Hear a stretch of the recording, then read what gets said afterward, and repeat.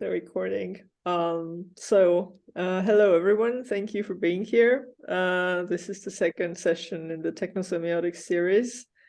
And today we are mostly going to discuss a paper by the three authors who are all present here, Victoria Alexander, Josh Bacigalupi and Òscar Castro. And the paper poses this very a curious question about comparison between AI generators and slime molds. Of course, I know that there is a branch of AI also that sort of seeks to build intelligent systems via, for example, cellular automata and things like that. So we can maybe discuss later how much this paper sort of engages with that branch of argumentation.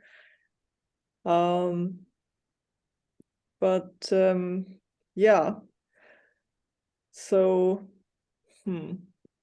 I would actually just give the word to you, or any more introductory remarks.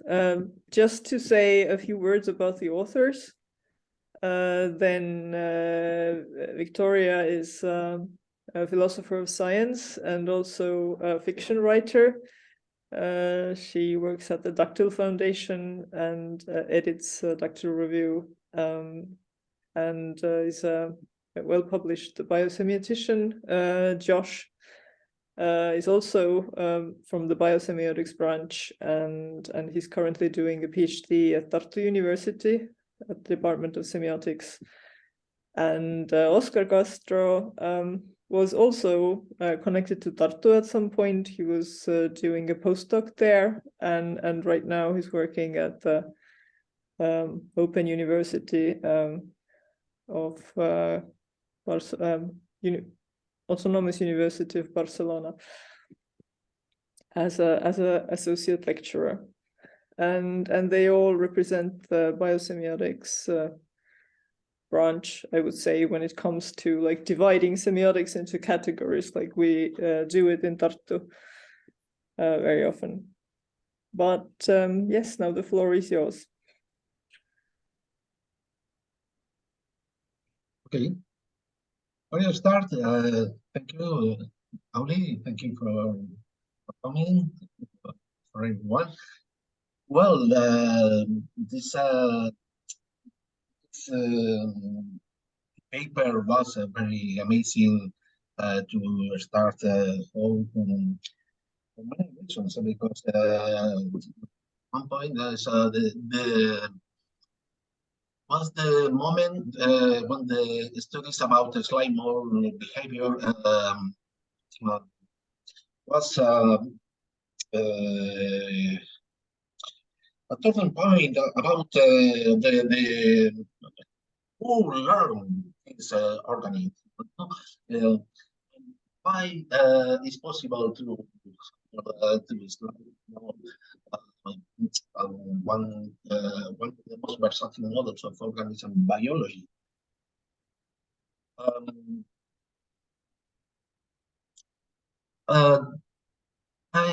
During 20 years ago, starting this the origins of intelligence in this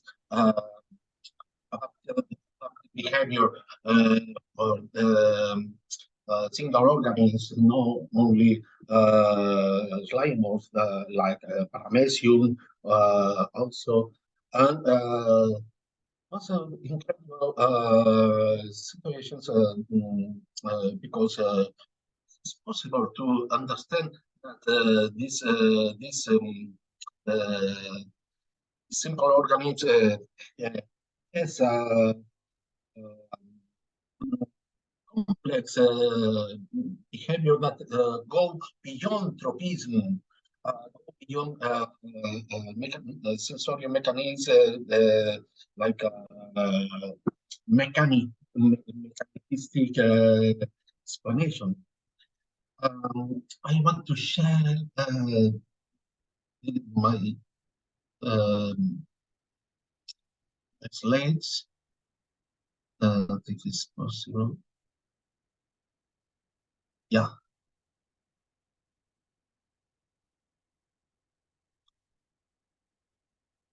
Well,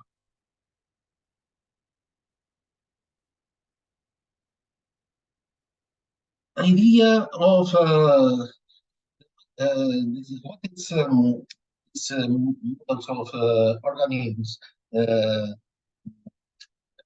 are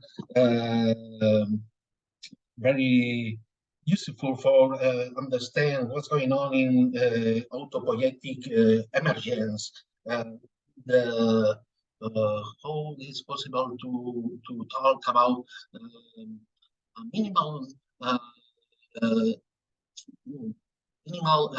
cognition, because I want to talk about cognition, the possibilities to solve problems and learn about these conditions of extremes. My some says these organisms that is commonly called slimos or popular knowing blood, which are classified in amoebas in amoebozoa. This 100,000 known species. There are heterotrophic organisms that found both in unicellular form and in groups, reaching an enormous size and weight to up to 1 meter, probably 20 kilograms. The study of the adaptive behavior of these organisms meets the most expectant conditions for investigating the origin of life, the origin of multicellularity, and comparative deceptive functions in their life subtype.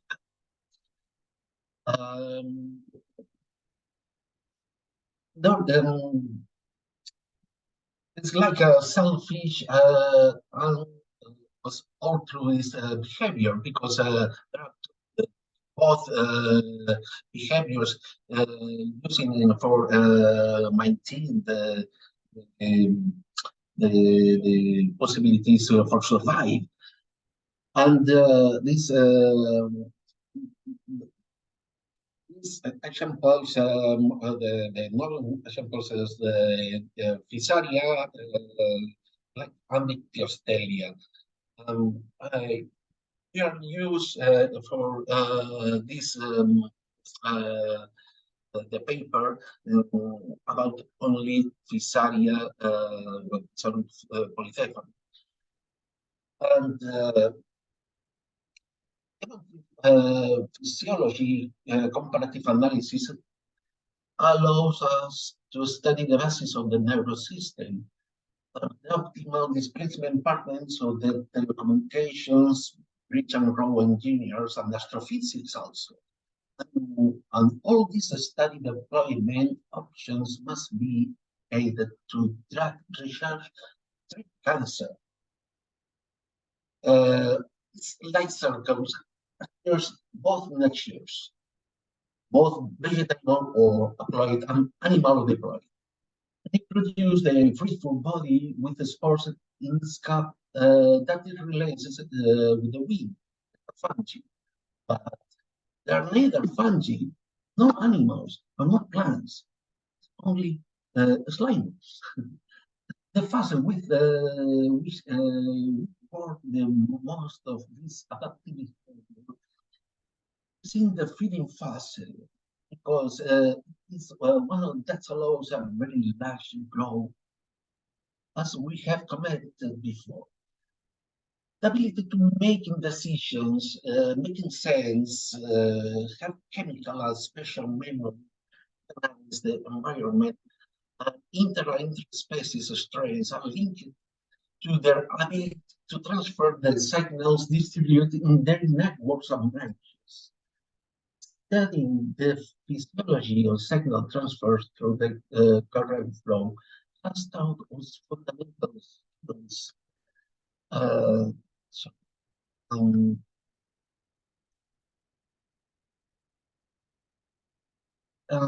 For generating morphological hierarchies.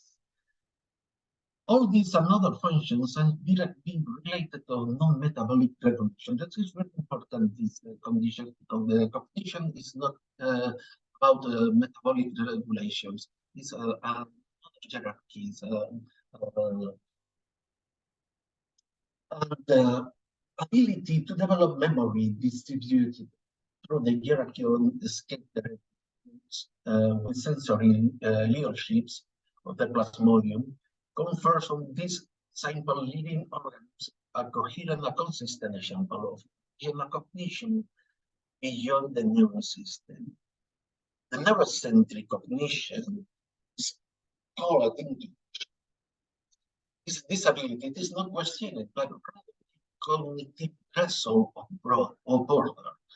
That active behavior does not breach the sense of cognition if there is no learning of memory associated or not. And this is for specific cells such as neuron or an amoeboid cell that generates a network of synchronous and diachronic signal interaction activities from cell density threshold. Through Morgan Cannon, I studied the adaptive behavior by comparing interpretive chemical aspects of plasmology and physiology. Morgan, in 1894, states, in no case may be interpreted as the outcome of the exercise of a higher psychical faculty if it can be interpreted as the outcome of the exercise of one which stands lower in the psychological scale. In the year 2000, publication in the journal Nature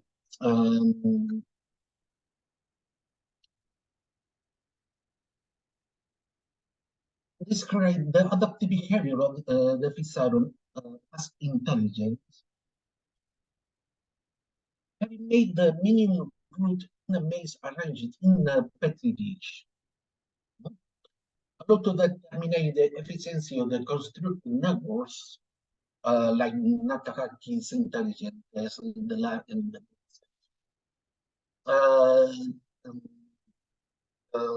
Chris Ray, Big Bang, use towards Hanoi maze for a minimal length puzzle from the maze. Most solutions are suboptimal for the physarum. At the same time, Chris Ray and colleagues distribute the network by severing the main connecting path in a new path in the maze. In response to dynamic environmental changes, the physarum reconstruct more efficient solutions with or replicates building networks with a minimal length, pass through the maze after a network disruption. While the blob of the physarum alters some of its existing networks to accommodate environmental changes, also reconstruct large network sections for the scratch. 10 years later, Takagaki and colleagues, after having made the first intelligent test with the maze, decided to simulate the Tokyo Railway network by using power sources at the train stop points and placing the physarum in the Tokyo area. And After one day, the Plasmodium successfully realized the Tokyo rail system. This mathematical model used by engineers is the same model used for the Fisaron, for network fusion, case these Delaunay triangulations. The Fisaron not only recognize and memorize the spaces traveled, what is that? Where it has led food to return to safe sources and finish everything. He also has the ability to recognize his skin. The local recognition is the ability of an individual organism to distinguish its own thesis from those of another organism. The ability to discriminate between self and non-self is a fundamental requirement for life, both unicellular, multicellular, and immunological systems also. And the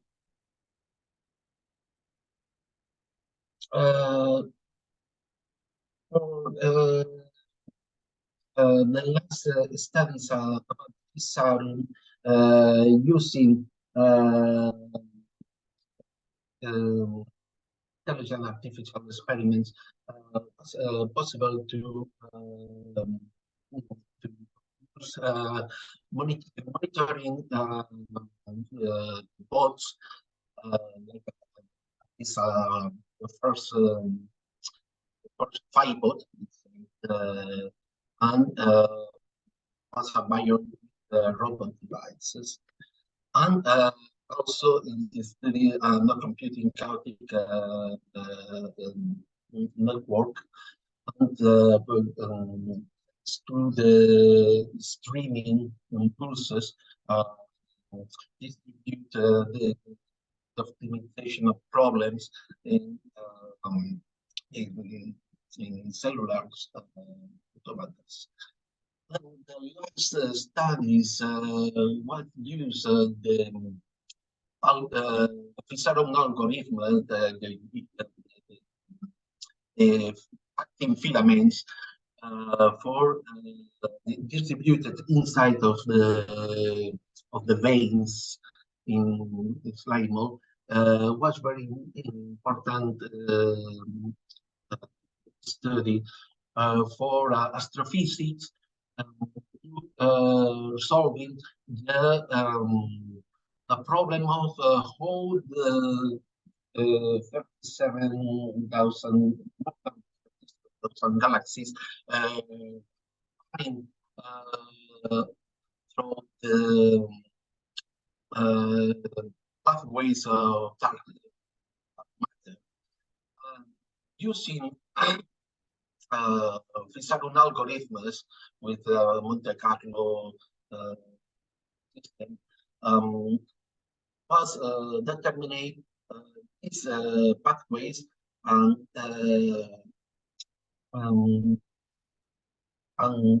was the best model for study how their dark matter pathways are in the cosmos. Yeah, the first one you think about how the macrocosmos and microcosmos filling together the gap of how is the life and the cosmos using these living patterns for distribute the reality on the matter. So like Aristoteles using of a big animal, the cosmos is a big animal. Oh, a small living being in the earth solve these conditions for understand what's going on in the cosmos. I finish this introduction, pass to Tori.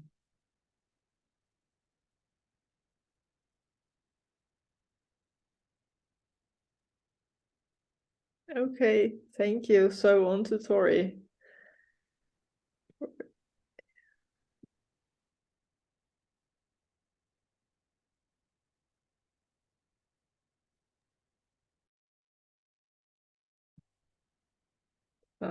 Oh.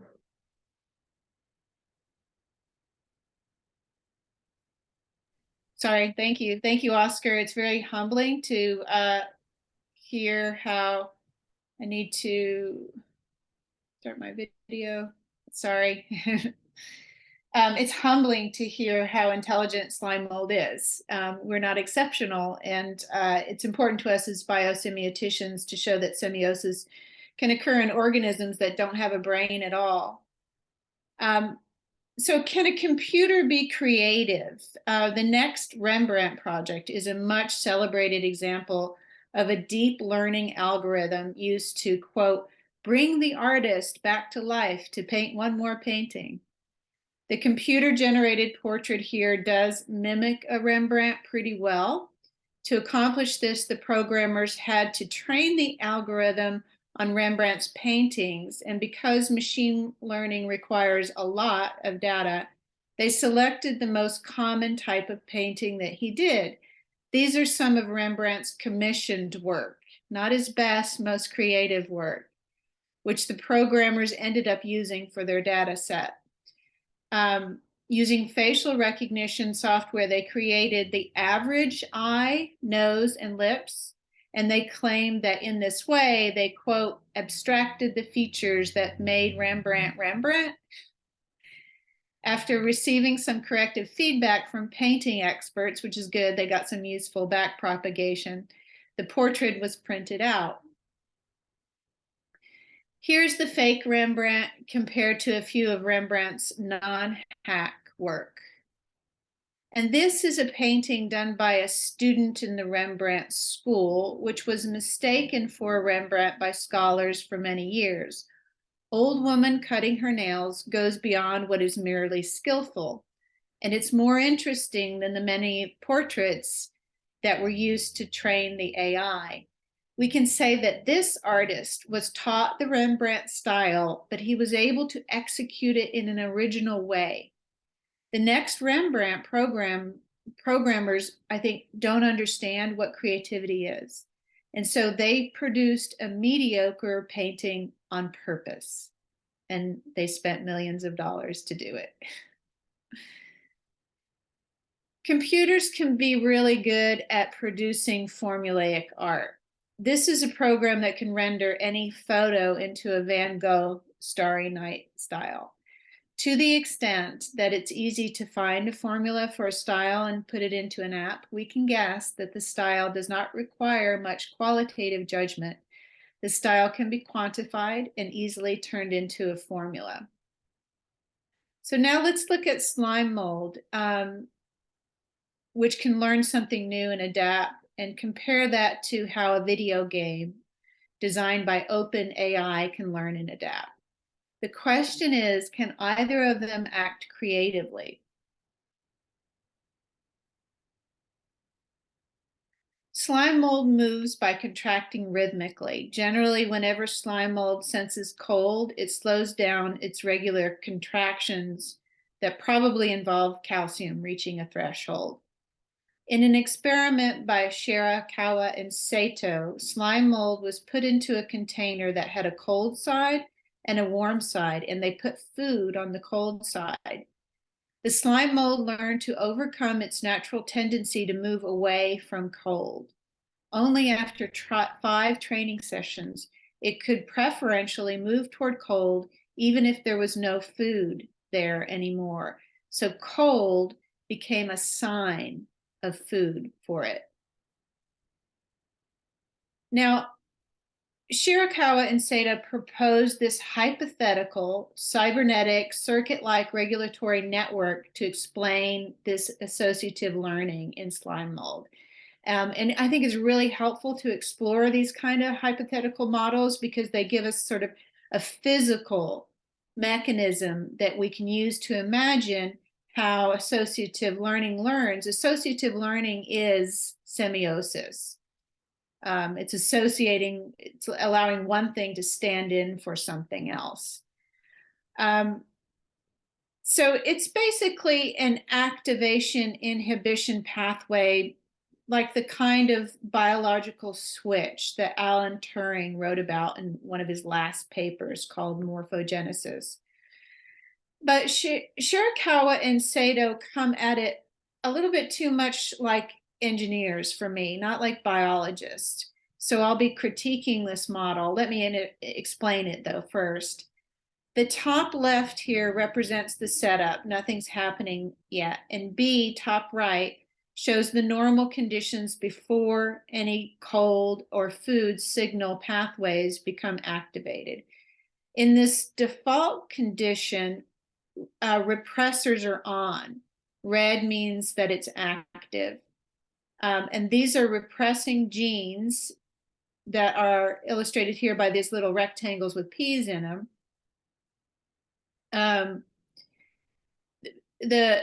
These genes for making proteins. So these proteins 1 and 2 are not being activated. They're being repressed.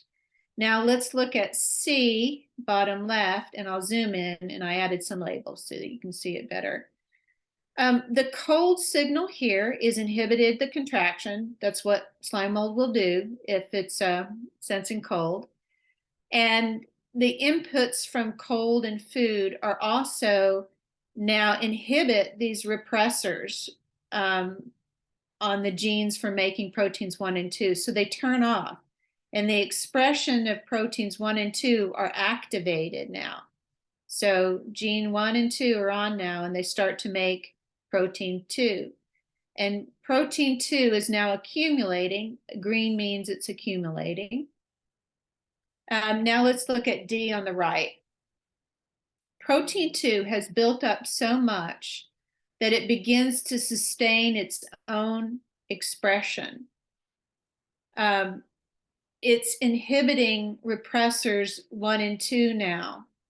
So now you don't even need to have the food signal working. Also, the buildup of protein 2 somehow, they don't explain how, disinhibits this avoidance response to cold.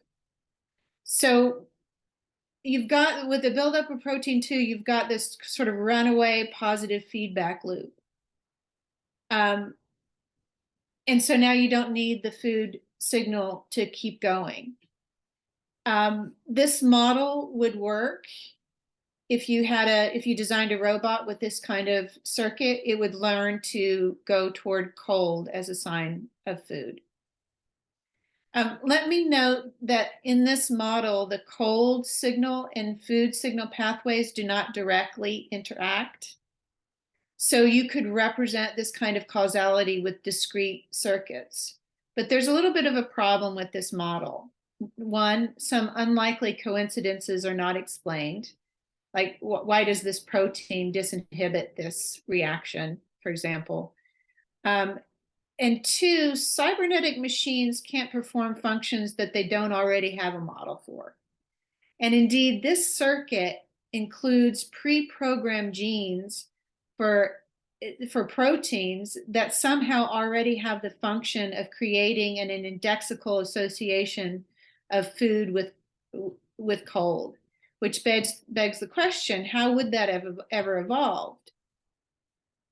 So as Òscar, Josh, and I argue in our paper, a living system can adapt to an unknown situation, something that it doesn't have a model for, something it doesn't have a ready-made genetic solution for. And I'll propose a redesign of Shirakawa and Sato's circuit so that it's just an ordinary Turing activation inhibition switch that depends on chemistry, not on a genetic program. So in this way, we can we can imagine how slime mold might learn so fast. All of this is hypothetical. But it's just an exercise to see if we can imagine some kind of mechanisms whereby new index signs and new icon signs can emerge. You probably know about the BZ reaction. It's a kind of Turing switch. Basically, two different chemical reactions inhibit and then activate. For example, let's say that in one reaction, chemical A breaks down chemical B into chemical C. When B is all gone, the first reaction stops, and a second reaction between chemicals D and C takes over. That reaction creates chemical B as a byproduct. So when there's enough B created, the reaction switches back to the first regime. So it's a switch. Now try to think of these rings here as signal pathways for detecting cold and food, with various molecules interacting and making byproducts. A pathway might depend on molecules from consumed substances or produced by some organs, or other pathways are produced on demand by genes or external factors, whatever. Slime mold might detect food or cold if it has a chemical pathway that is sensitive to cold or that reacts to particles in the air or something. Perhaps when the food signal pathway is not activated, but the cold signal is, the cold signal pathway takes the brown molecule that would lead to a calcium threshold, which is represented here by this little star, thereby slowing down contractions. If these two different pathways are both active at the same time, which would be unusual, they may compete for some molecules where they overlap. And we can imagine that those molecules might run out, and one of the pathways might become disabled or inhibited. The cold signal pathway could be disabled if the food signal pathway is activated and gets that blue molecule. We can further imagine that some of the now unused cold signal byproducts, say something like these brown molecules, might feed the food signal pathway to make it go faster. Many pathways share or compete for molecules and or make byproducts used by other pathways. The possibility of overlap does exist. So let's also imagine a situation similar to what Shirakawa and Sato suggest with the buildup of protein 2. Let's say that a byproduct in the souped up food signal pathway could build up, creating a reserve of that molecule. See, the turquoise molecules are building up, but they're doing so without any gene action. This is just chemistry. Now again, following Shirakawa and Sato, let's imagine a positive feedback where more turquoise leads to more turquoise, which makes the food signal pathway become self-activating even without a food signal. And how would this work? Well, possibly maybe the production of turquoise molecules could trigger the genetic production of a protein that can mimic the food signal, which makes some sense. And that would keep the pathway going even in the absence of actual food signal. That at least makes some sense in terms of reproductive fitness. If slime mold senses a little food, it should keep going in that direction of that index sign, even if the sign fades in and out. And the faux food molecule would be a molecular mimic, something that's similar to an actual food molecule, some sort of protein, something, I don't know. Thus, in this roundabout way, cold could temporarily function as a sign of food, as long as cold indirectly makes the food signal pathway engage in positive feedback. Mind you, I'm just speculating here, building off and building out Shirakawa and Sato's model to eliminate any unlikely recruitment of genes. But here's the important point. In reality, the signal pathways probably look something more like this. a bunch of molecules just floating around. Pathways are not as discrete as they seem when they're illustrated as a cybernetic circuit. When we see molecules floating around like this allows us to imagine how easily they can interact with each other if the pathways are both activated at the same time. The point that I'm trying to make here is that biological systems are interactive. Different pathways are more likely to also interfere with each other in ways that don't need to be determined by genes. They could interfere simply due to proximity, competing for the same molecule, like an index sign. Interference could be due to a similarity, as with molecular mimicry, and this creates icon signs with or without genes. If the behavior is not encoded in the genes yet, icons and indexes can suffice temporarily to affect behavior.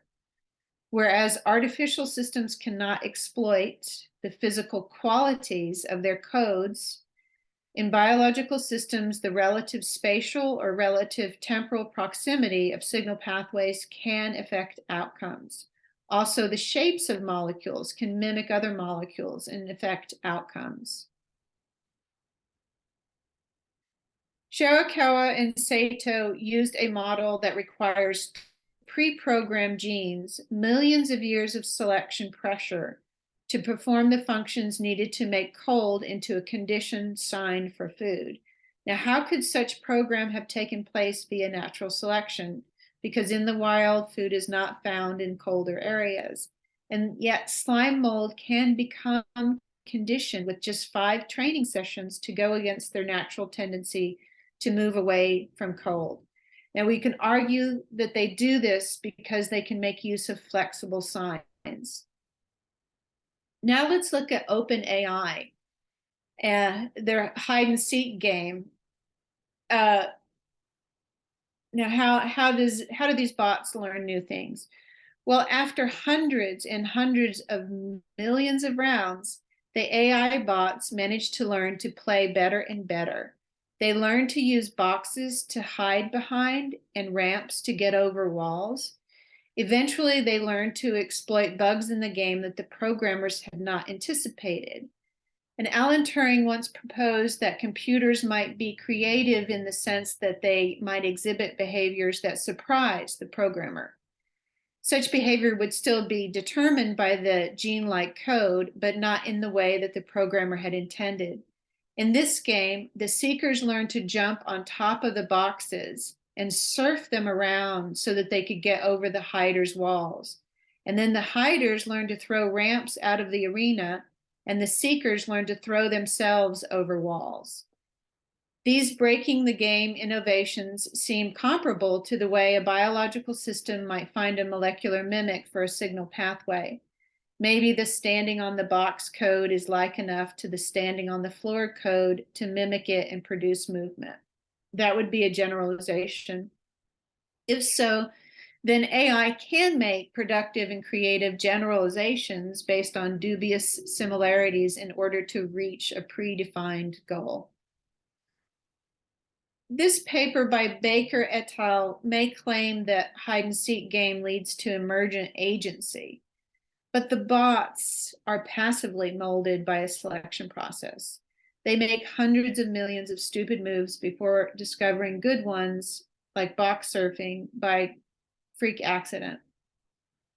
Living organisms can learn fast because they tend to make creative and productive overgeneralizations using icon signs and misassociations using index signs as self-motivated responses to the qualities of signs in the environment.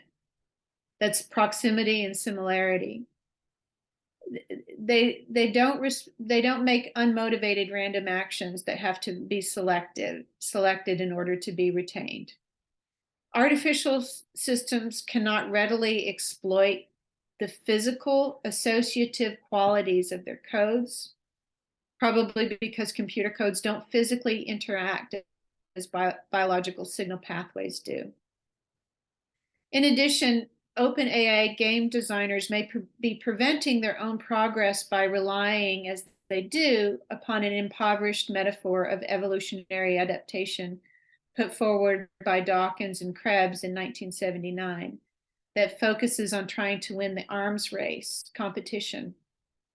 In the distant future, maybe this open AI game will reinvent itself such that the bots decide to cooperate, making some really cool houses or something like that.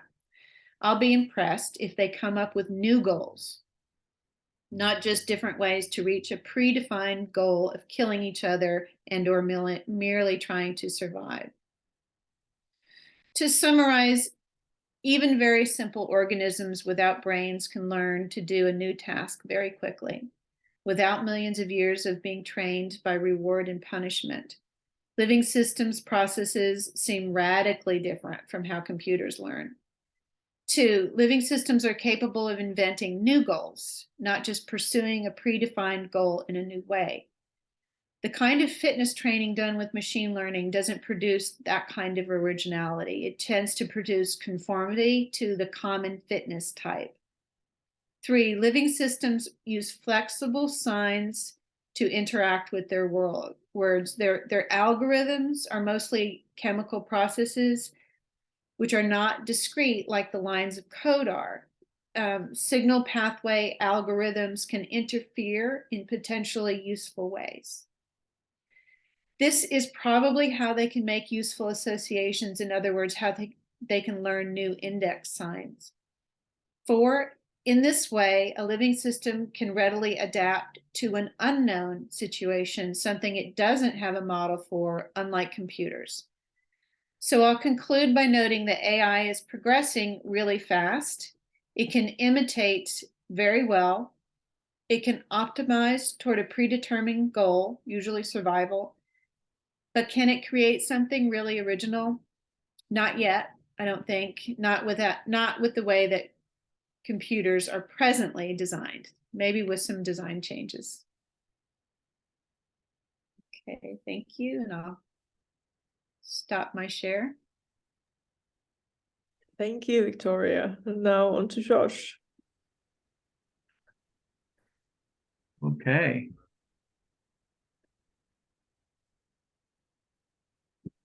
All right. Well, thank you both. Thank you, Òscar and Tori.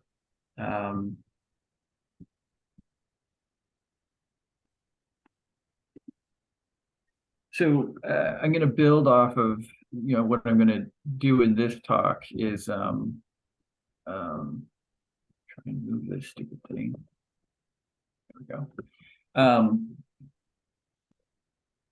And basically, as this title here, sympathies and associations prior to symbols. And so what I want to do is, build off Òscar and Tori's talks. In particular, off Tori making distinctions between living systems and algorithmic bots, to make the case for sympathies and associations, which can be, in Peircean terms, can be called icons and indexes. That living systems actually, as Tori was saying, that sympathies and qualities. Sympathies to qualities that emerge intrinsically within the living system are necessary prior to symbols, to symbolicity, and that the symbol, the AI machine, the machines that we are used to today, they're wholly focused on, built on symbols, and require external programmers to modify them. The programmers, which themselves have qualities and sympathies and the ability to intrinsically develop associations. Okay, so going back to the slime molds.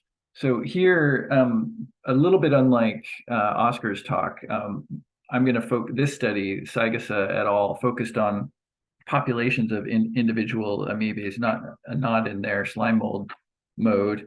And what they did empirically over here in the empirical findings on the left, they showed how populations of amoebas could essentially be trained. So for example, S1, S2, S3, what's happening here is that a cold, dry shock from the environment perturbs these populations of amoeba, and then at those moments, amoeba will naturally spontaneously slow down. And so what's interesting is, hopefully you guys can see can you guys see my mouse by any chance? Yes. Great, thank you. So here at C1, there actually was not a external shock, but the amoebae, nevertheless, having been trained, so to speak, with 3 prior shocks on a 60-minute interval, this fourth interval at 300 minutes, they actually did spontaneously slow down, even though there was no external stimulation. And this happened a couple times, hold on a second. Let me try and find a pointer, because my mouse keeps disappearing. Spotlight. There we go. Hopefully that's better.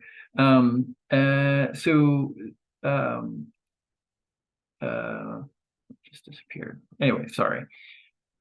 Then the population of amoebae, they went back to their normal foraging behavior here around C4 and C5.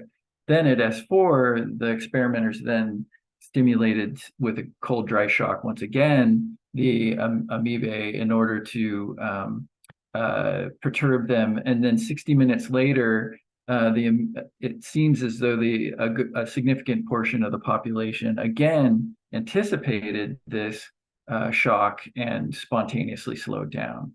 So the researchers speculated on how it is possible that at least a portion of the population should have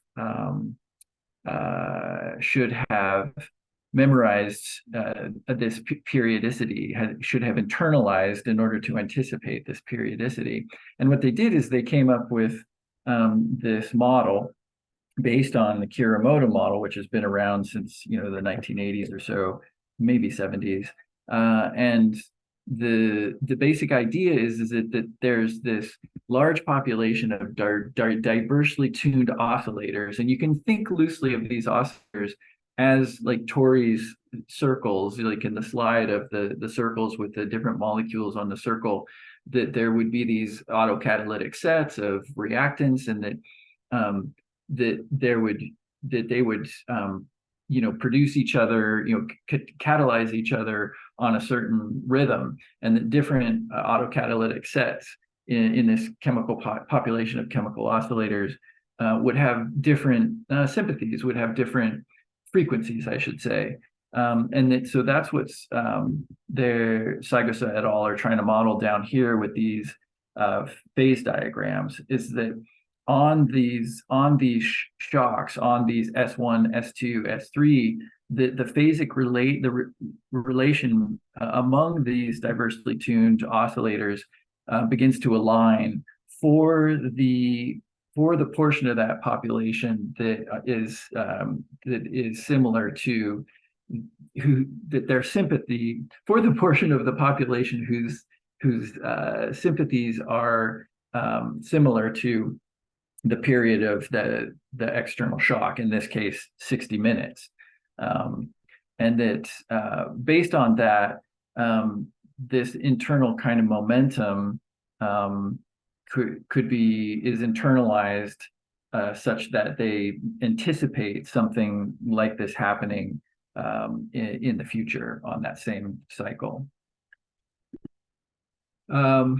So what I want to suggest is that this is an example of this sympathy, if you will, as Tori was talking about, or in Persian terms, iconicity, that this kind of became a kind of a sign that it is intrinsically emerges within the living organism in response to its environment. And it's really important to note that this is relatively arbitrary. In other words, it could have been any period.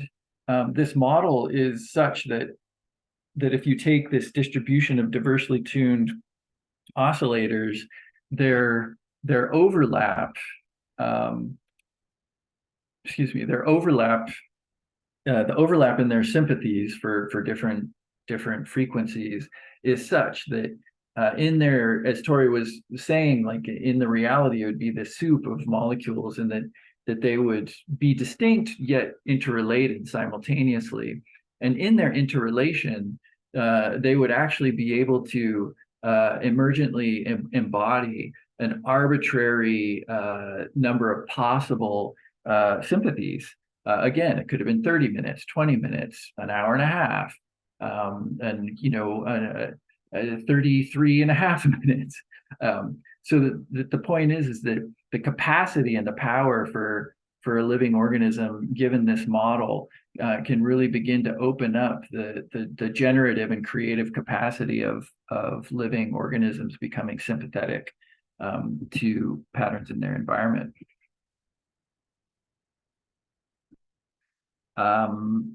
So this brings in, just really quickly, so that if the previous one is kind of a temporal pattern, a temporal icon, a temporal sympathy, then what I'm just really quickly illustrating here is something more akin to Turing's morphogenesis paper, his diffusion,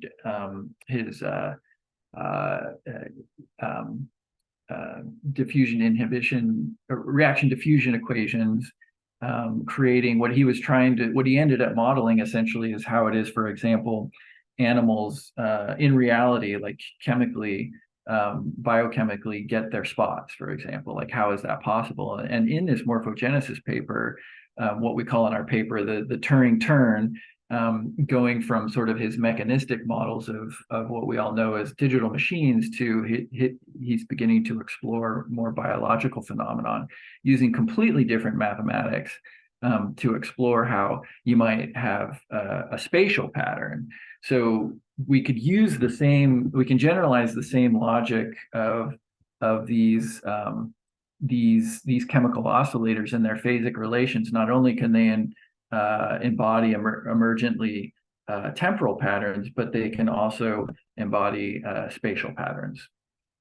Okay, so the next step would be to look at associations, or what in Peircean terminology is indexicality, like how it is that you can have these sympathies, as described before, diverse sympathies that might be quite distinct from each other, and then associate them. And this again this gets again to Tori's description of like how it is food or warmth are associated how it is warmth or cold are associated with food or some other nutrient, some other existential phenomena in their environment. And so the idea here is that you have these sympathies, what I call primary nodes, in an interstitial medium, and this interstitial medium can be electromagnetic field, or it could be water. It could be anything. Like in a cellular milieu, it'd be, well, many things. It could be electromagnetic, or other ways that energies and patterns can diffuse, like the Turing model, morphogenesis paper, can diffuse more globally through the space. But then that there's an interaction, if you will, where each of these individual nodes that are analogous to, say, one of the chemical oscillators with a diverse tuning. So in this particular case, each of these primary nodes has its own tuning, its own sympathy. And then if there's in the environment, if there is some kind of stimulation of that frequency, then this node would respond and emit some kind of a pattern into that shared milieu, and that multiple very distinct nodes, distinct in that they're diversely tuned, could be simultaneously stimulated, simultaneously creating, emitting ripples, if you will, in this example, creating an interference pattern. And then this interference pattern becomes the basis, the sort of ephemeral virtual basis, a virtual map, if you will, by which novel connections or associations, indexes, can be made between rather distinct sympathies. And this is analogous, this begins to answer the question of like how it is, for example, neurons, wire together. It's one thing to say that when they fire together, they wire together. That's a nice idea. That's a nice tendency that's more or less true. But the question remains like how that's actually physically possible. Like if you're actually in and amongst neurons, like they're basically in the dark, conceived of as these discrete cells. How is it that they feel, if you will, each other? And so this is one way that this would be possible. This is just basically taking that same logic where you have patterns of patterns that can, exist, both spatial and temporal sympathies and patterns that then can be associated. This is just saying that you have associations of associations. I don't have to get too deeply into it now, just for the sake of getting to the open discussion. But the basic idea is in the Peircean model is that you would build sympathies upon sympathies to then scaffold to associations, and then associations upon associations can scaffold to symbolicity. But the sort of to end on, to sort of conclude is to make the claim that the iconicity and the indexicality, the sympathies and the associations are all inherent in living systems, and they're excluded by design from our digital machines, and that you're only left with this degenerate kind of symbolicity in our mechanical machines that have to be programmed by external designers who do in fact embody sympathies and the ability to intrinsically associate. Thank you.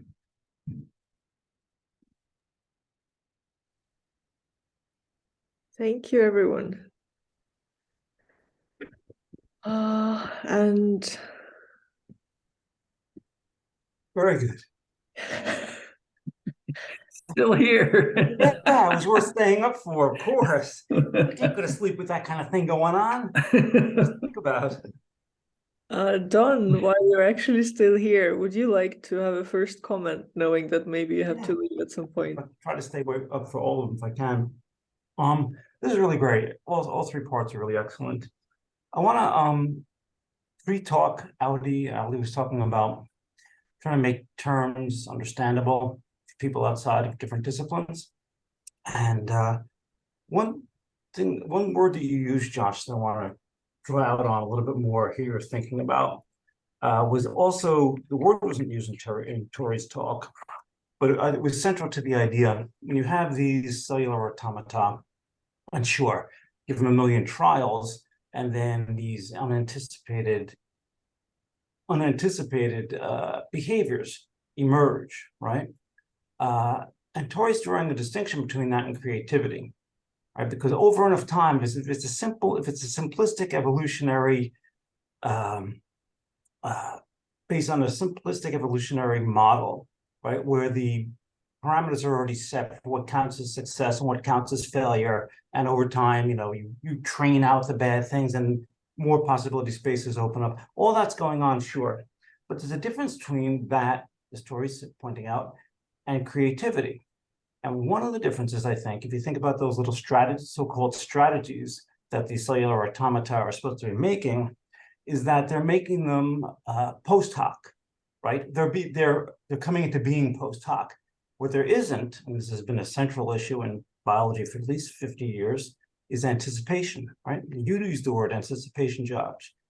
So again, the difference between systems, and it's good to have all this focus on, okay, these can associate, these can become, networked with each other.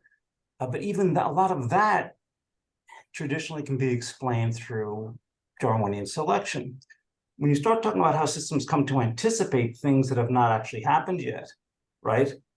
More than just they've developed a repertoire of reactions based on, this weeding out of past reactions.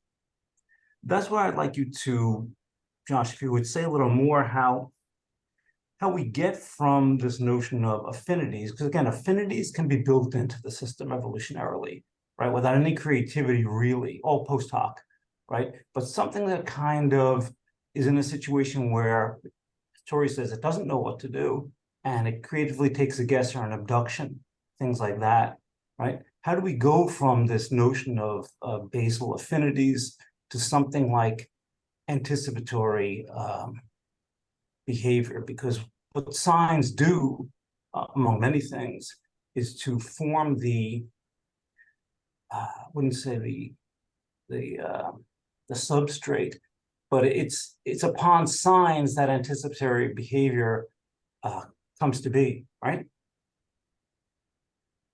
Yeah, I think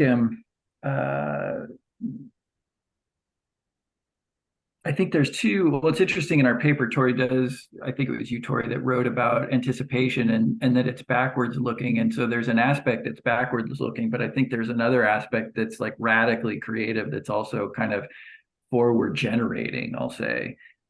Is that there's like the both and I think are coming together. You have I think the Bacigalupi et al. Paper is really good at demonstrating sort of the backwards looking and how it is you build, how it is you internally embody these tendencies that are emergently mimicking something in the environment. But I think another thing that gets to I think your point, Dawn, is that there's also something radically generative in the sense that that novel signs are generated from, well, in the model that I ended with, this interference pattern because it has the capacity to generate an arbitrarily large number of patterns, that it can actually fundamentally generate its own internal, what I call its virtuality, like its own internal potential to generate more complex patterns than went into it. So in other words, a perfect example is magenta, right? So magenta it's a sign that it doesn't exist, or it's a phenomenon, I should say, that doesn't exist on the electromagnetic spectrum. There's no magenta there. There's countless colors that don't exist, but nevertheless we perceive magenta, and what we're doing is that simultaneously iconic in the sense that we're sensitive to red and blue, but there's also an index happening, and that the system had to, at least as I conceive of it in that model I ended with, is that the emergent indexicality entails simultaneously both the original patterns of red and blue, and without occluding them, without getting rid of them, as digital systems have to do, it adds to that, superposes, if you will, the added dimensionality, the added complexity of a completely 100% that never existed before novel pattern that entails, like I said, both the red and the blue, and something other, and something fundamentally new that's kind of looking forward, in the sense that whenever magenta happens again, there's a phenomenon in the world that, in a way, it's capturing both the spatial and the temporal simultaneously in a way that only exists within the living being, not really in the world, in a sense. Yeah, let's ask the three of you also, building on that. Again, a lot of the focus, as would be appropriate when we're talking about something like a slime mold, would be on very, very basic phenomena of association, which is complex enough when you talk about making new associations. But again, when you're in your idea of the oscillators and their affinities and their sympathies, Josh, is it the case that for there to be true creativity? So your example of magenta is kind of an emergent process, right? Right. You see how it comes, this third thing comes about, the intersection of the living agent and the two other aspects of the world. Are there cases where exactly what has to happen is that pre-existing affinities and sympathies have to be in a certain sense avoided or suppressed, right, to get into a new creative space, right? So you kind of are talking about how you can, the system can go into new creative spaces by building on its affinities. But is there a certain way where a system with some kind of agency has to resist going towards a certain trajectory that the affinities would take it to in order to really creatively move into a new space? Well, there's a ton I could say here. Like this is the crux of the, in a way, the crux of the problem.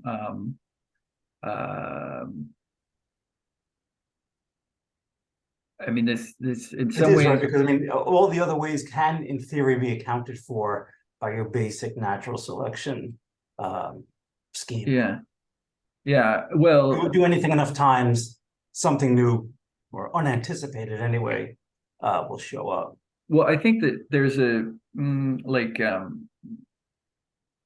there's an accretion, like Tori talked about a bit through her talk, and Tori, please chime in whenever. Yeah, Tori and Òscar both. Yeah, for sure. Yeah, go ahead. I wanted, when you stress out an organism and you put it into a condition that it doesn't have a genetic solution for it, it hasn't any learned models that it's accumulated yet, it's in a state of stress, and a computer will just run through random various movements in order to find a new solution. But a living system is always biased toward phenomenon, having sympathies with any phenomenon that it happens to have some sympathy with, like I would call molecular mimicry or similarity, or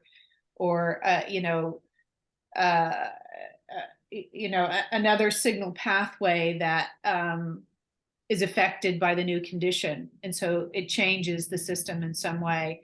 So instead of going through a random search, a living organism tends toward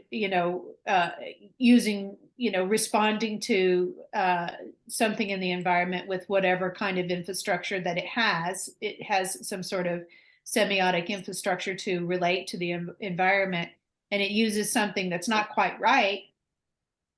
It wasn't developed for that circumstances because it's never encountered that circumstances before, but it happens to fit because of the quality. So again, that's great. And that's the difference between the happening to fit as the result of just multiple iterations and this kind of anticipatory abduction. This may fit, right? That kind of move. That's what I think is interesting to kind of, as you scale up from the, say, slime mold level, right, to start wondering how this move happens. Yeah, anticipation, I said before that it's always backward looking when it's anticipating something that it already has a model for. It's always backward looking. But when it's not done, it is sort of it's insightful.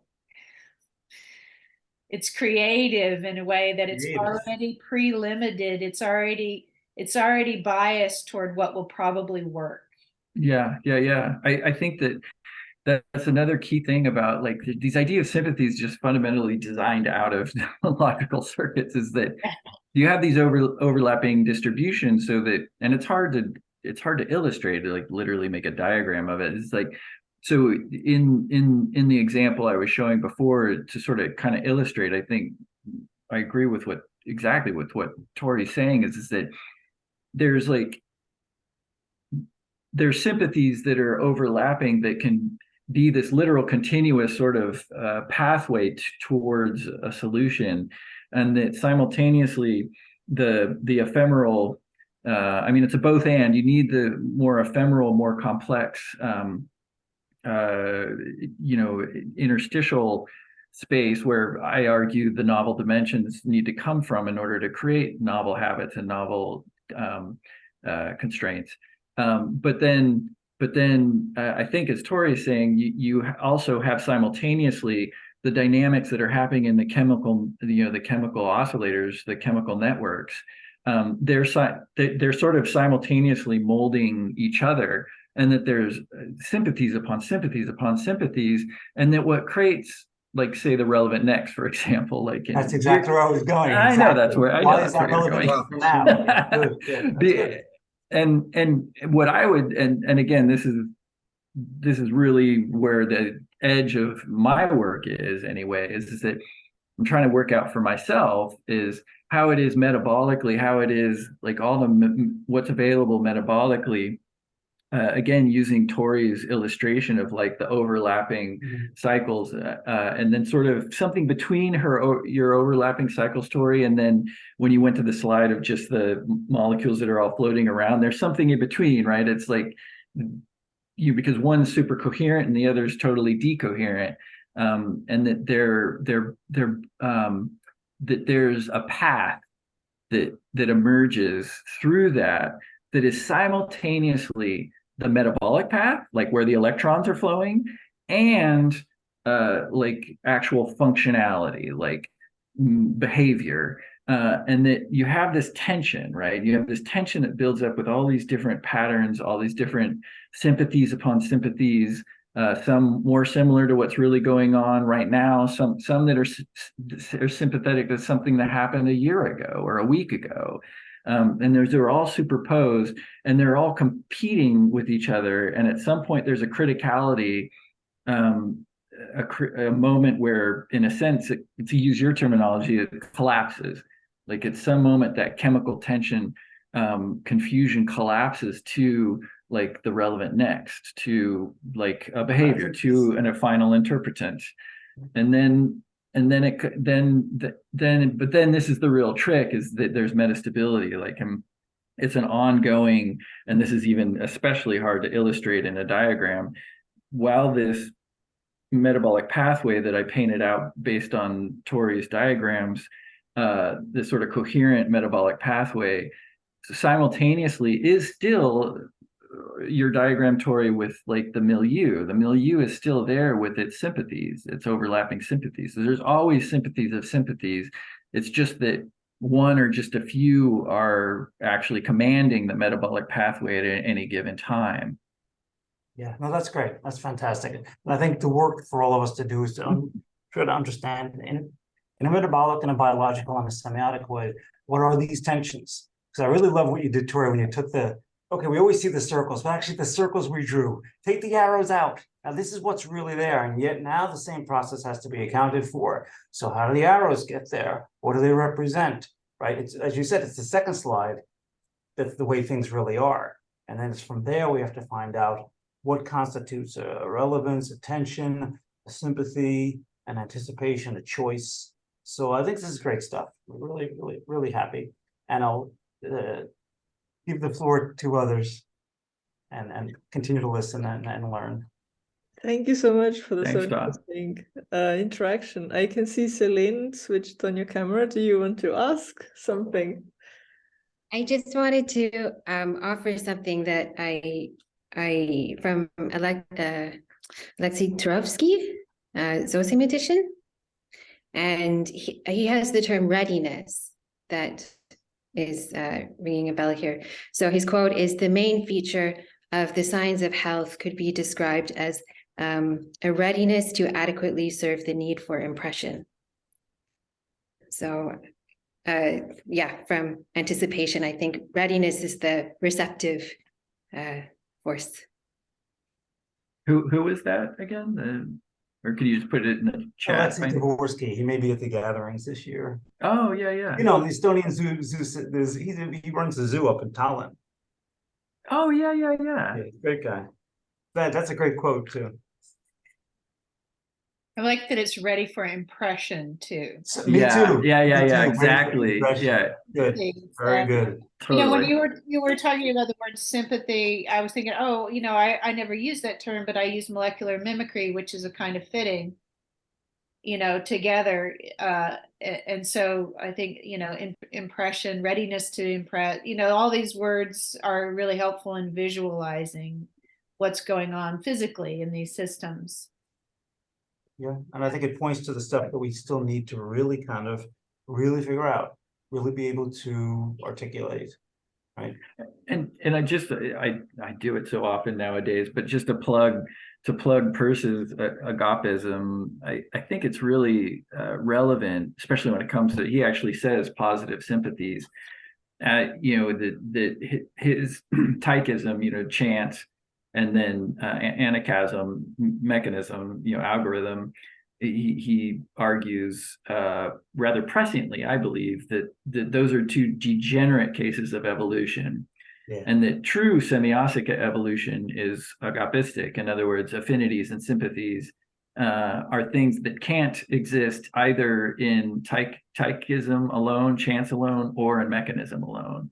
He's not saying they don't exist, obviously. He's just saying that if you take them in of themselves, as all of our modern machines do, there's no veritable evolution. There's no veritable semiosis. Yeah. Good. Does anybody else have a comment, quote?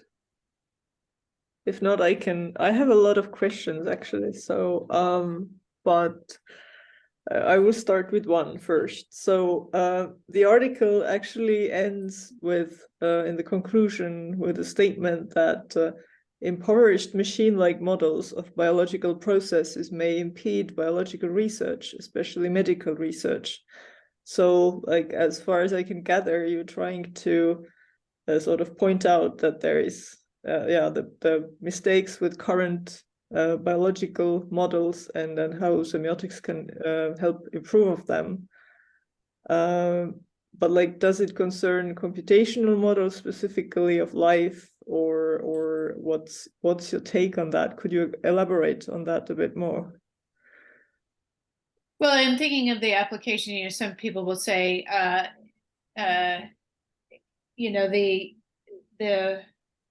the genes will build the hardware, which is the protein. And then the software is the bioelectric networks that are produced from that. Well, the way the body builds itself is nothing like a machine. Its codes are emergent, and it's self-organizing, self-replicating. So it's really not helpful at all to take this extremely complex system and say it's just like something that's really simple. You're not going to get there. I was intrigued by something that you said earlier. You wanted to compare what we're looking at to the artificial life work and cellular automata.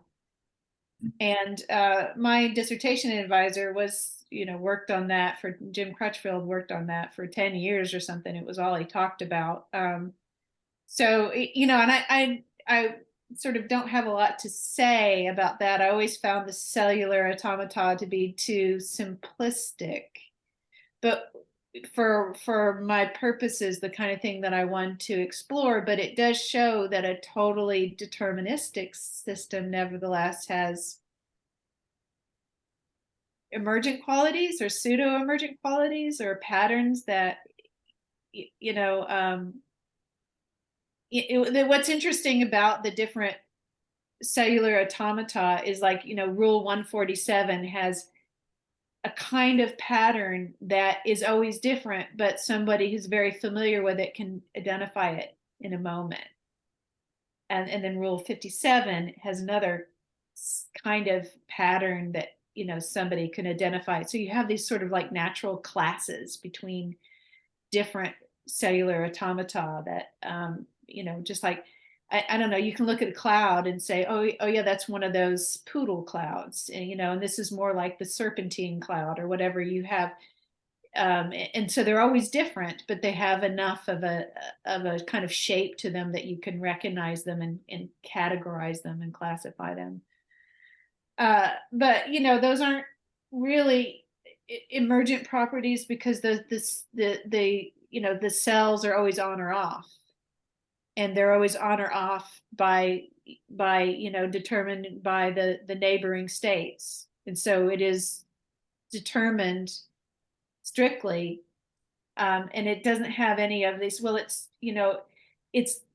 on, but there's this sort of pattern that's like a C pattern, and that feels sort of like an S pattern. Living systems can make those kinds of associations, but you don't get that from a computational model, because there's nothing physical about the code that could be similar to something else. And there's nothing physically near that can interact and interfere. If you have lines of code that, because they happen at the same time in parallel processes, they affect one another. I don't know. I don't know enough about computing. Well, it's Giuseppe Longo, a mathematician, actually based in Paris now.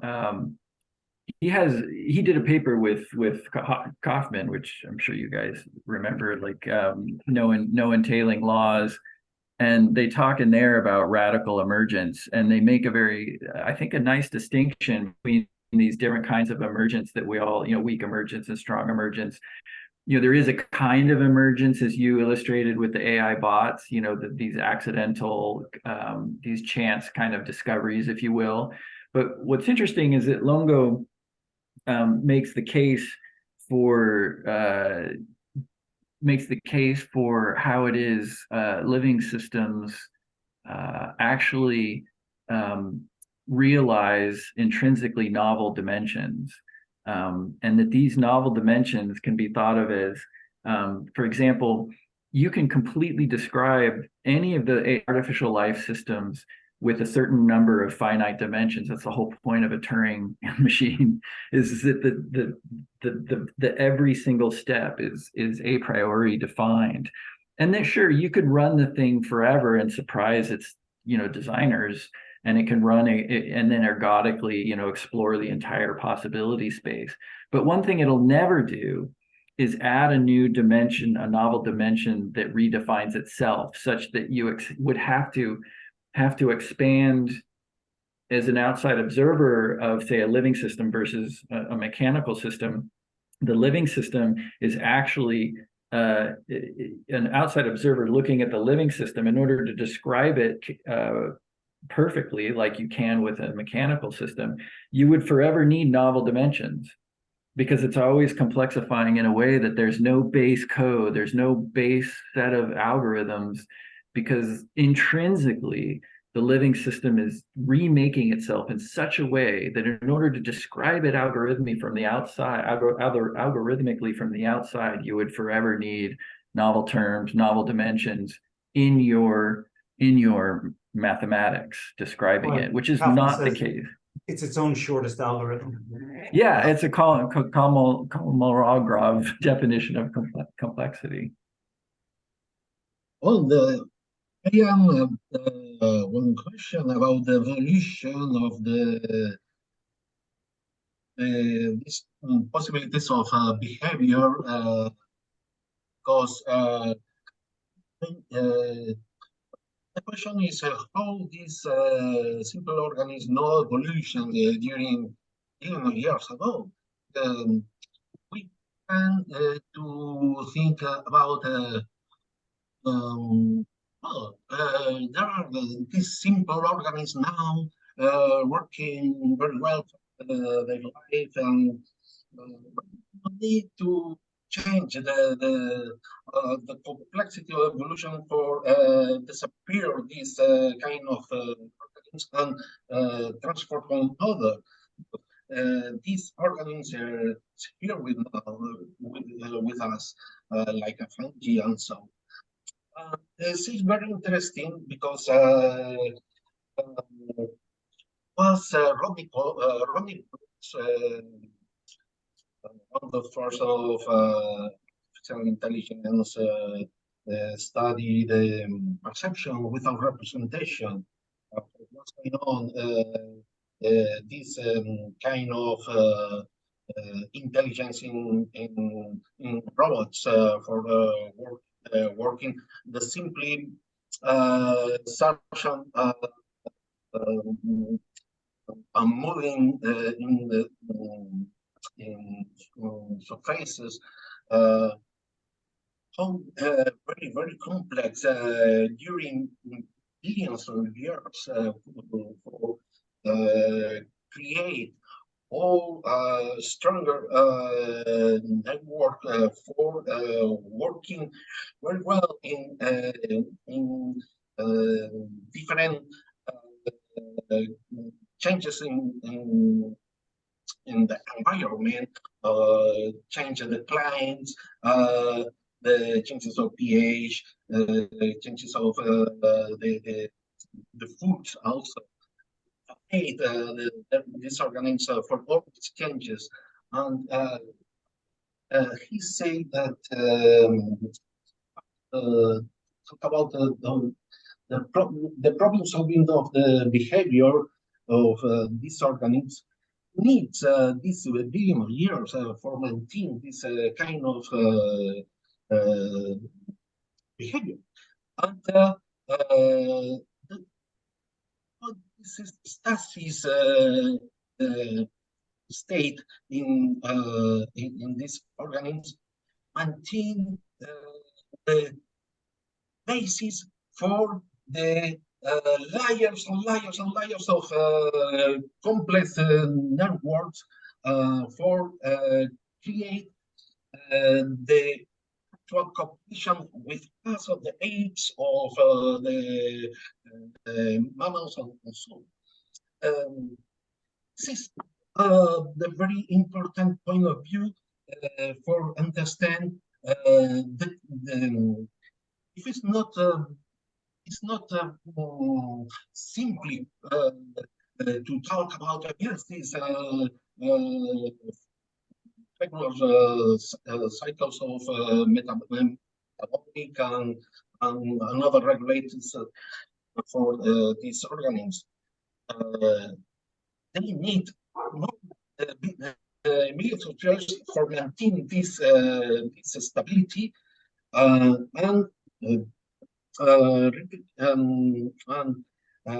transmit this information in genes, but epigenetically was need to learning conditions for ontogenetic development. Because one individual solving what the problem trial and error, the result, the possibilities for food in condition of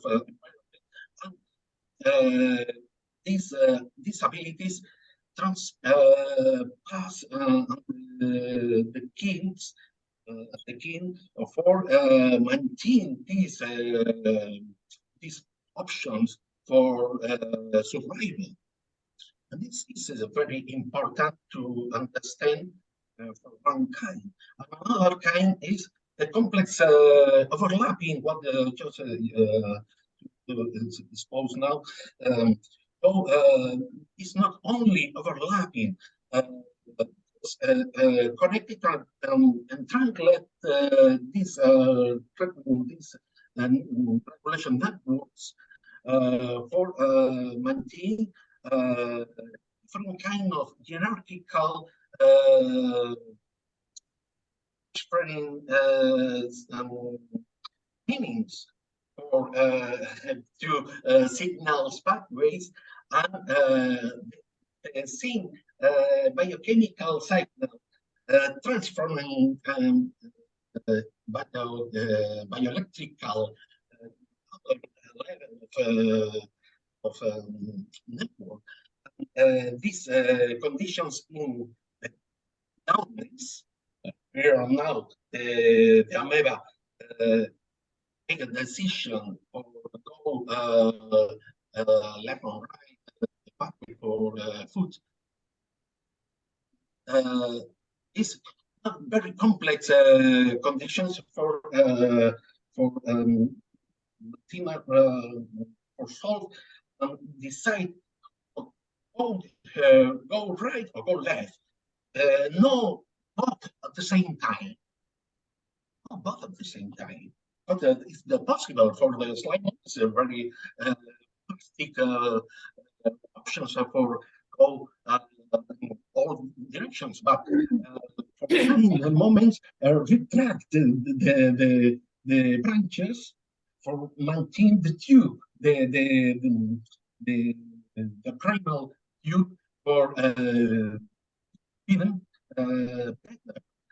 maintain all the regulation of working.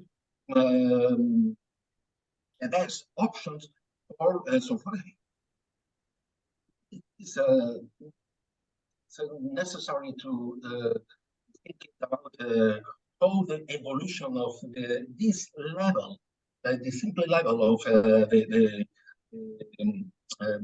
sensor mechanism activities maintain all the possibilities for all evolutions in life in the hand. This is a point. Well, one of the points that you mentioned was the idea of intention without representation, which isn't possible, of course. You have to have representation to have some sort of intention, but the slime mold is so complex, and the different kinds of things that it can sense due to some sort of sympathy that it may have in its own internal processes with things in the environment. So you can create instantly new representations, on the fly, just by having some sort of sympathy with the environment that you've never detected before.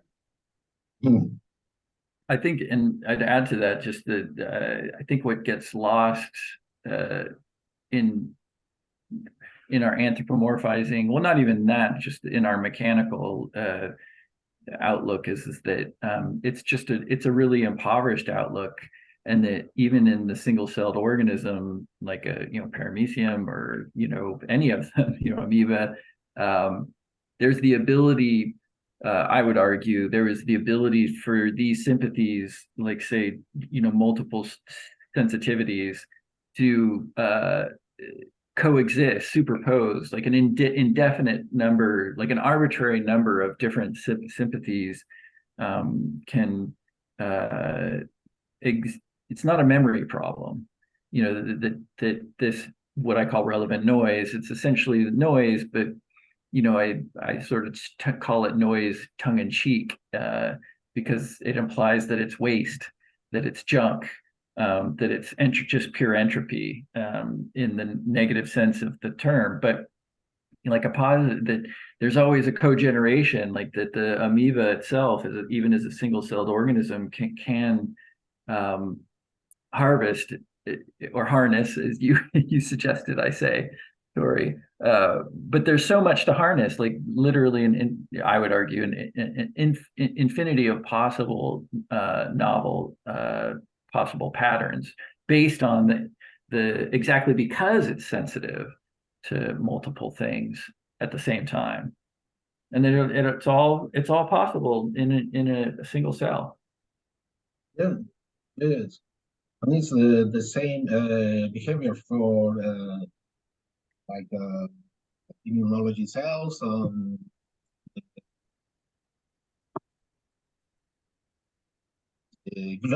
glias, microglia, T cells, and also these connecting behaviors in the same program for such an destroyer, the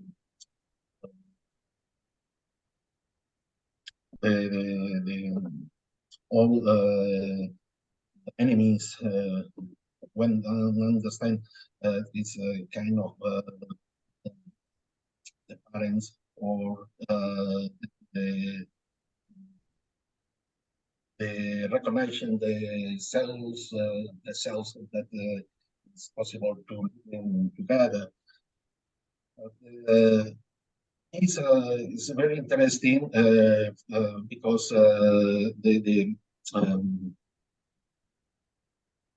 foreign cells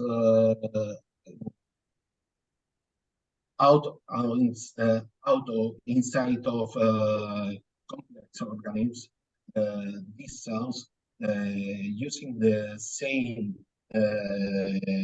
buttons, search functions and destroyer enemies, and also the building blocks are for or microtubules for streaming. It's like the same or slime most. It's the same isotopes. Mammalians, tubulins, proteins. The same that the Pisano. Same. So it's a condition for maintaining heredity in all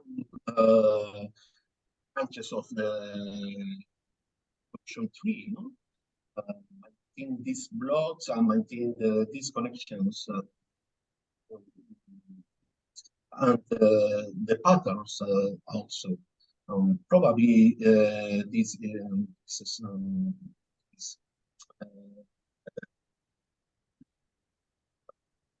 artificial networks can use for discover how it works. All this simply sensorial mechanism big part large of the tree of life. Very, very important also for to see this connection, understand what's going on in this part of activity in nowness about to Calabipool or create habits with the same morphogenetic conditions. No. I wanted to respond to what you're, you mentioning the streaming, slime mold streaming, and connect that to something that Don said about the collapsing of all the solutions, I guess, on one particular solution, and with streaming, you may have a lot of different options going on. I like to think of like a bird flock. You've got a lot of different birds making different decisions, but the solutions kind of converge or collapse upon one particular, and it flows in that direction. So you see that, flow and streaming is really important when understanding how slime mold behaves intelligently, because there's a lot of parts to a lot of moving parts to the slime mold, but they all kind of converge on this one solution to go in this direction. And so you see that throughout, in neurons. You're seeing that in bird flocking. It's sort of a general idea of the collapsing of the solution in one particular dominant area where you start going, but it could go anywhere, and it probably bifurcates, all of a sudden the bias is in this direction. Yeah, but is the same line from Francisco Varela when explaining the evolution is not restrictive, but prescriptive conditions, because the conditions of constraints maintain the options of the living beings to try and decide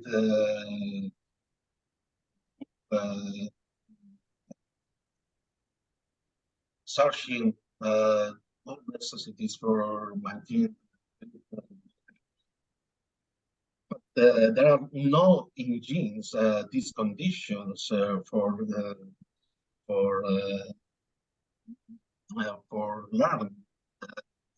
Yeah, Different the there's proscriptive conditions of Valera. yeah, I think yeah, Hoffmeyer makes a good point about how the genes are rather passive. You know, they're passive, and really the activities in the cytoplasm, the active part of choosing, so to speak. And we just haven't even begun to go there.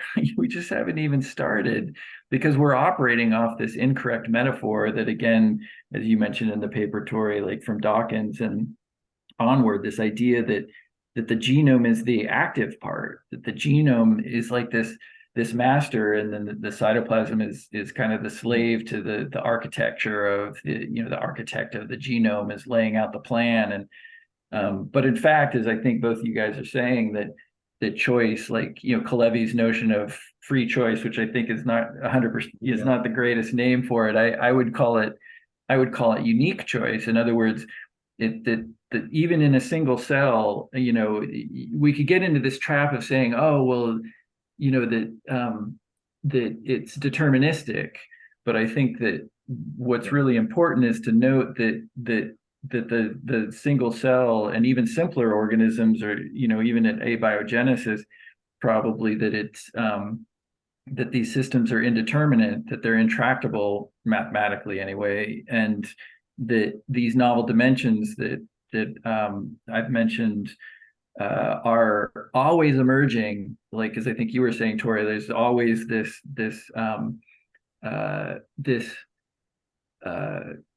like constantly emerging dimensions, constantly emerging novel constraints that forever change the initial and boundary conditions for every moment of the system, such that the single cell is making a veritable choice, in the sense that it's a unique being that will never know, no other cell can ever be the same. And so it may not be free in the sense that free choice, in the sense that it's making a choice free from what? It's kind of an oxymoron, the notion of freedom from what? But what we can say is that it's a fundamentally unique choice that has never been made by any other being ever, and never will be, and never has been. And in that sense, I think we can really begin to open up, but that requires that we open up the possibility space of even a single cell. And yeah, we're just not even there yet. One word that we haven't mentioned is interpretation, and in biosemiotics, interpreton is an important concept. But what we have been saying is that there's sympathies and similarities and proximities and associations, and these are all what we mean when we think of interpretation. But it's not the kind of interpretation that, to get back to what you're saying about determinism, it's not just that it's entirely subjective and without any kind of physical grounding at all. Those interpretations are based on, real, actual physical sympathies in the world. Mm-hmm. So they have an objective character to them, but they're motivated by the organism's current state based on their past and so forth. And those sympathies with the environment are not the sort of things that can be defined beforehand with some sort of algorithm. Right. Yeah. They emerge in the new contexts that are created. You never have enough, you never have, in the moment, the single cell is doing far more than ever computer has ever existed or will ever exist. I'd argue, even quantum computing, that's a whole nother conversation, but it's not a problem. It's not about the number of bits or even the kind of bits. It's just fundamentally this notion of how it is overlapping sympathies are such that they can entail an indeterminate, intractable, superposed sympathies, so that then I like to think of it, these networks, these chemical networks, like to think of them as like the dynamical object, to put it in Peircean terms, and that the dynamical object is perturbed by a representomen, and the interpretant is, the final interpretant is the thing that results from the resolution forever, the resolution to the ongoing tension between the representamen, which is the previous final interpretant.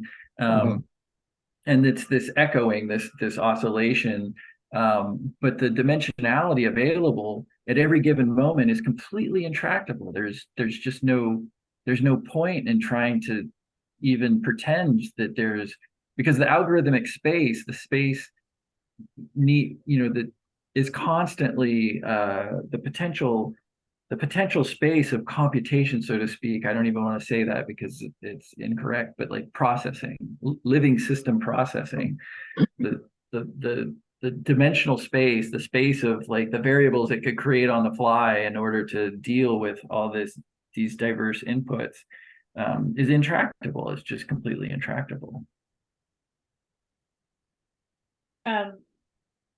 I think if you try to model with computation what a complex system is doing, you can model flocking, but it always looks a little bit too symmetrical and a little bit too rigid because it isn't just computing discrete values. A living system is processing information and using qualities rather than just discrete values. So you can always see the difference, but it can mimic it. A computer can mimic living system. Yeah.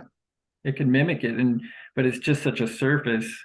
I like to think of each bird in a flock of sort of an Indra's net, if you guys know the metaphor, that each bird has the capacity in itself, and I would argue each cell in a colony of amoeba has the capacity within itself to entail not only the entire flock, on some level, to some degree, but also any number of desires and wants, and I'm hungry, or I'm tired, or there's a predator, or there's a prey. All these things can exist simultaneously to abduct into an intuition, which is I think the project before us to figure out how it is that all that, once we accept amongst ourselves that the living system can take on all these sympathies and then do some sort of process of abduction, then the question I think still remains, how does a final interpretant, how does behavior, out of all that infinite possibility space of what could happen next, how does it become basically one thing at a time? That's an open question. That convergence idea. So the question is, if computers are going to be made to be actually intelligent someday and creatively intelligence, because that is the essence of true intelligence, that it sort of creativity. So will computer networks have to involve chemical networks of some kind, an actual physical components like slime mold cells to process the information or something like that. And sci-fi sometimes deals with that kind of thing, that maybe in the future they'll have gels instead of connections, gel through which the waves propagate, So, science fiction writers are already on top of this, doing that kind of thing. So, but I wonder, okay, let's say we're able to make artificial intelligence that's really creative. We've got 8 billion people already who are able to process information in this really, really amazing way. And we're not utilizing those 8 billion people. We've got them, suppressed, working horrible jobs, they don't have any time to think or contribute to their community and so forth in meaningful ways. So we're not making use of the intelligent computers that we have now. Why do we want to build more artificial ones? Well, the irony is I think that this could be a whole nother topic, but I think that, Simondon makes this argument too, is that essentially we make machines and then we make machines and project onto them this capacity to be intelligent like us, when in fact what we're doing is we're only controlling ourselves. And limiting, we're only limiting our tools are. It's this myth of, Lewis Mumford in Myth of the Machine argues that we're just via our machines. And when I say machines, this goes all the way back to, tools, 10, 20, 30,000 years ago. we're reinforcing this myth of control, this idea, this myth that we can control the environment, that we can control ourselves, that there's a predestination, that we, and that the Industrial Revolution, in a sense, is the apex of this myth of determinism. And that the only way to, I think, in my view, to answer your question, Tori, of how it is we actually begin to leverage the true capacity, or even remotely, the more capacity of 8 billion people on the planet, let alone the rest of the biosphere, is that we have to step away from this myth, this cybernetic myth, that we can control in the way that we think we can or should, in order to open up, be more open to these kinds of more affective sympathy spaces, open sympathy spaces. They're available to us. We can do it with our technologies. We could do it, but it's a completely different project, and we're just not doing that project. Yeah, I wanted to come back to that actually, because in the article you also mentioned that how machine learning is designed to sort of, so you criticize it as the problem of mistakes, that machine learning is designed to reduce mistakes, but the actual intelligence would actually require making them. And also the concept of noise that you bring up there, that is like important. So maybe like Tori, like not noise, but yeah. The mistakes are always biased toward particular kinds of, as Josh says, relevant noise. It's not just any kind of mistake. It's not random. The mistakes are mistakes of interpretation, of having sympathies with things in the environment. So yeah, I think that in culture, I hear a lot more positive talk of the idea of mistake. If you don't make a mistake, you can't learn. But they often couch that in terms of, then you're subjected to reward and punishment when you make a mistake, and therefore you learn something. That's not, that's true too, but that's not really the best way to learn. And it also takes a lot more time with all that reinforcement learning, and all the punishment and reward. I mean, sometimes you really do make a mistake, that is, you interpreted something in a way that you recognized, and that instantly works without any kind of it instantly works or resonates with you, and it doesn't have to be better for survival, or Well, yeah, you just resonate very well, and so you retain it because it resonates. Yeah, I mean, there's also a case to be made that what was once a mistake is an acceptation. It becomes an adaptive evolutionary step, that the very notion of, well, the idea of play, the idea of just, to your point, Tori, about like, it's all well and good to say, okay, mistakes are good, but then if you just a priori, you say that there's this a priori right outcome, and that you're going to use a carrot and a stick to steer people towards that outcome, then that also just, as you argued in the paper, completely reduces the adaptive possibility space, like the ability to discover solutions and novel modes, novel paths towards vitality that we didn't even know was possible, unless we have a more playful, open kind of like Guy Debord's Derive, just walking around town without having any goal whatsoever. They're just basically taking the notion of error off the table. It's just pure exploration. Yeah, cybernetic biologists will talk about error minimization toward the set point, which makes it sound as if the set point is already, exists in the future, as if it's like a target towards which you have to go. But that's really the wrong language, because what happens is there's this emergence and convergence of the various different pathways that all converge and then synchronize with each other, or begin to flow with each other. So, to talk about a set point is just a really bizarre, weird, living systems are not like that at all. Yeah, that's So well said. That And so I just, error minimization only makes sense if you have a set point. yeah, and Hoffmeyer actually makes this really nice case exactly for what you're saying that we have to be careful not to interpret final causality or teleology to mean that there's a set point already existing out there that we should get to. That's exactly not how life has existed for almost 4 billion years.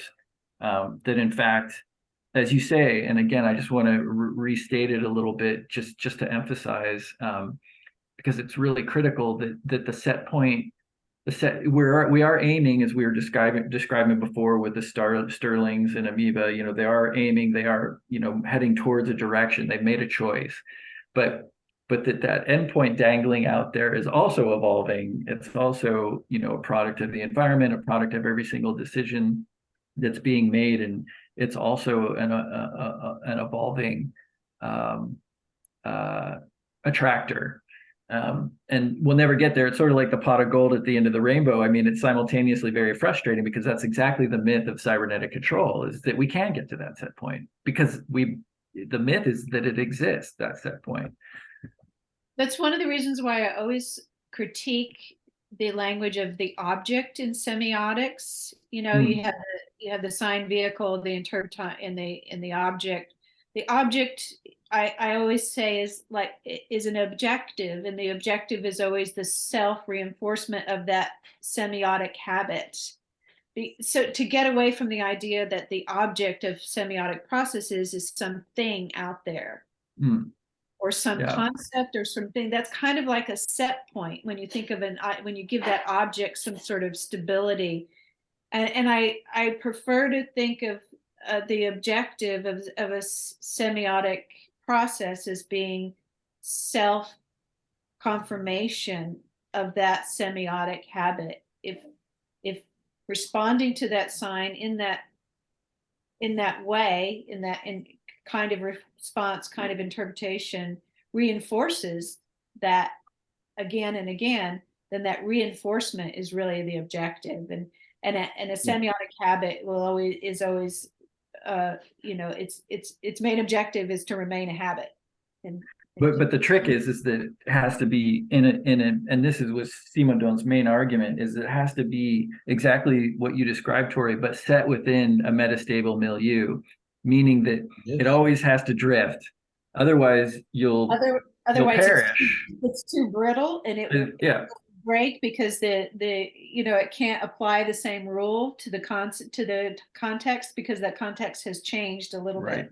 Right. So it has to be flexible enough that it can you have to change in order to stay the same. Yeah, and you have to entail the reservoir of dimensionality necessary, that life has to have maintained continuously for the last 3.8 billion years, has to have maintained continuously access to this immense dimensional space, what I argue is the relevant noise, what Simondon calls the metastable pre-individual, that's always available to resolve what it is you just framed as, simultaneously wanting to reinforce the habit, but always having to face novel environmental and internal novelty. And then how do you reserve? So it's constant self-resolving. Heraclides was right. Yes, exactly. Yeah. Okay, I think we should probably finish around here, although it's very tempting to go on for hours on that. Thank you, Allie, for this opportunity. Yeah, thank you. Thank you so much for coming over to this only starting series, so it's very fresh. And just for the record, I'm going to say that the next meeting is in 3 weeks on the 29th of May, where we are going to discuss the phenomenology, post-phenomenology, and transhumanism. And now I will stop recording.